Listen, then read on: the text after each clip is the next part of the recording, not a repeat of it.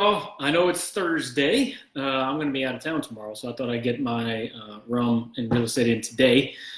Today we are going to talk about one of the more interesting ones. It's a favorite of mine. I guess I keep saying that for all of them, but I have favorites for different reasons. For this particular rum, it's called Pussers. It's a terrible name if you have a dirty mind, but there's a reason it's called that. And you'll see that see it says British Navy on here. This was the official rum of the British Royal Navy from about it says on the back here, 1655 until 1970. Back in the British Royal Navy used to get a daily ration of rum, which is just awesome when I think about it.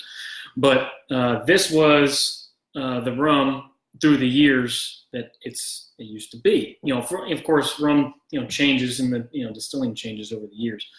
But when we talk about 300 years, I think it's pretty impressive that they can trace the roots back that far. It's actually made in the Caribbean. Let's say here, Trinidad and Guyana is where this rum is made. They stopped giving rations to the British Royal Navy on it. But this rum is interesting to me because it is probably one of the. It doesn't look. I mean, it's a little dark, but it's not. It's spicier than what it looks. So if you like a spiced rum, something like like a really dark one like Kraken or Cannonball, if you're into Captain Morgan, this is probably spicier than all of those. And I don't really mix rum a lot with anything. Most people do like a rum and Coke. If you're gonna mix, I would not do it with this one. It'll change the flavor too much. But what this one is known for is the painkiller. You've probably heard of painkillers at maybe parties. I've seen people do them at parties and just have you make your own mix. But this is the rum that was used to make the original painkiller. You make it with it's 1/4 of each: 1/4 of rum, 1/4 of orange juice, 1/4 pineapple juice, and 1/4 of cream of coconut. And if that's not weird enough, you sprinkle nutmeg on top. It sounds strange. Mix it up, blend it. Oh, it's so good. There's a restaurant in Ponte Vedra Beach, Florida, where my brother lives. It's a Pussers Caribbean Grill. It's a restaurant based off this rum, and that's their signature drink. And the first time I had that drink, and I was like, I need to find that rum. This is 10 years ago. And since then, it was hard for me to find. I used to have to order it by the case. But now places like Albertsons and Calandros, they carry it. And actually, Calandros had it was a 15. I'd never seen it. It cost like $80, but it was my birthday, and I bought it. And it's really sad how fast I went through $80 of rum in about 2 weeks. But for something that's completely different than you might taste or find anywhere else, and you see this, pick it up, make that painkiller. Like I said, it's 1/4 of this, orange juice, pineapple juice, cream of coconut, and a little nutmeg on top. And it's really good. It's really good summer drink, but I've been known to make it at Christmas time too. So cheers for Thursday. You get a day's head start on checking it out. Buy some, and I certainly would like to know what you guys think. Onto the real estate. I did a poll, I think it was Monday, about trees. And in a real estate sense, I'm a tree hugger. I like trees on properties. I like having trees all around me. One of the reasons we bought in a neighborhood called The Woods is because there's trees.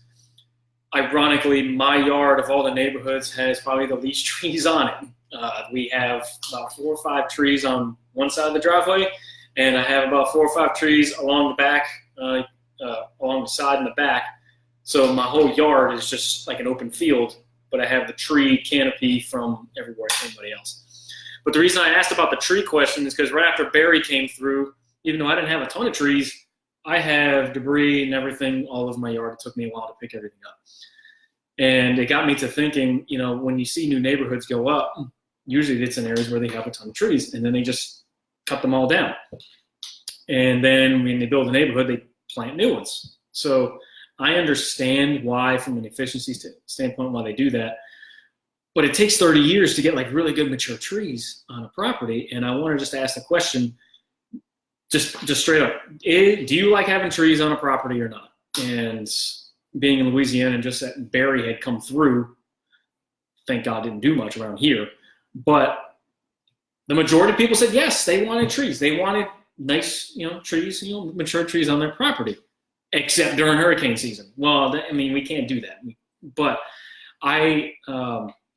other than just the fact that me telling you guys that I love trees, I like properties with trees. It also depends on the kind of tree. Like if you have a nice, Virginia live oak on your tree, that's awesome. If you have a bunch of weak, 40 or 50-year-old water oaks, those are going to fall sooner rather than later. However, I guess it's one of those risk-reward things you kind of get. If you get a nice property with a bunch of trees and you like them, then you take the risk with that's what your insurance is for if it happens to fall on your house. But the odds of that actually happen are very low from a statistical standpoint. So I tend to be on the side of, I'll take the aesthetics over the aesthetics over the statistics any day. And I wanted just to get, some more feedback on that, because whenever there is actually a new neighborhood being built over here where they've marked off trees to keep, but the number that they kept versus the number they took down, it seemed like almost, what's the point? They could have just taken them all down. So, but I was at least glad that they kept the tree line that, from the road, where the houses are going to back up to.